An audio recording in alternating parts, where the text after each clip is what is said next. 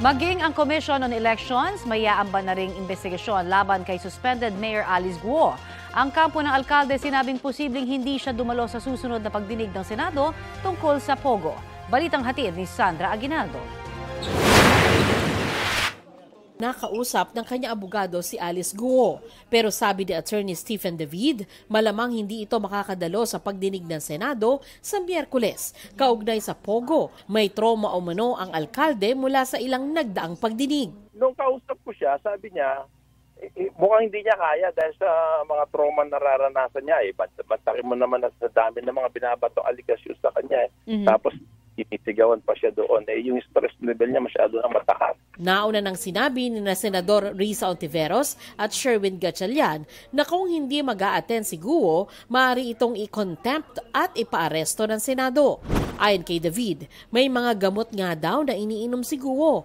Yun nga lang wala raw itong makuhang medical certificate. Marami siyang doktor na kinukonsultahan pero ang sad to say, itong mga doktor ay ma-involved. Kasi pag nag-issue sila, papatawag sila ng Senate para magpaliwanag.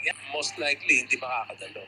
Nasaan na nga ba si Guo? Sa ulat ng Office of the Senate Sergeant-at-Arms na itinalagang mag-serve ng sapina kay Guo, nalaman daw nila mula sa tauhan ng farm nito sa Tarlac na ilang linggo nang hindi nagpupunta doon ang mayora. Sa ulat na may petsang July 4, sinabing hindi na iserve ang sapina sa mayor, mga kapatid at magulang nito sa farm. Pero nag-iwan daw sila ng kopya sakaling bumisita doon si Guo. Pumunta rin daw ang mga tauhan ng Sergeant-at-Arms sa munisipyo ng Banban para kausapin ang personal assistant ni Guo pero tumanggi raw ito na tanggapin ang sapina. Nag-iwan na rin daw sila ng kopya ng sapina roon. Tinanggap naman daw ng abogado ni Guo ang sapina pero nilinaw na tanging si Guo lang ang kliyente nila. Sabi ni Attorney David, hihintayin nila ang mga kasong isasampa sa korte laban kay Guo. Reaksyon ni Senadora Risa Ontiveros, dapat inisip muna ng alkalde ang kahinatnan ng umunoy pagsisinungaling at panloloko nito sa Senado. Hindi lang naman daw si Guo ang traumatized, kundi ang mga human trafficking victims, mga dayuhan at Pilipinong pilit daw na pinagtrabaho sa Pogo Scam Compound.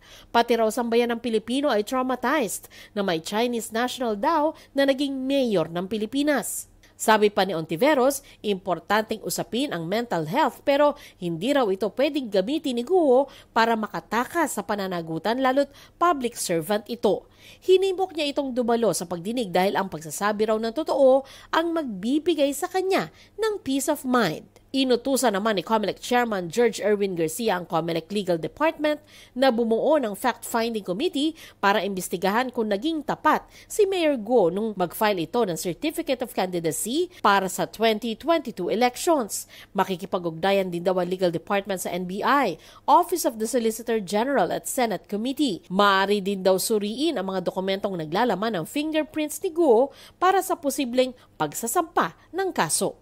Sandra Aguinaldo, nagbabalita para sa GMA Integrated News. Kapuso, para sa mga maiinit na balita, mag-subscribe sa GMA Integrated News sa YouTube. Sa mga kapuso naman abroad, subaybayan nyo kami sa GMA Pinoy TV at sa www.gmanews.tv.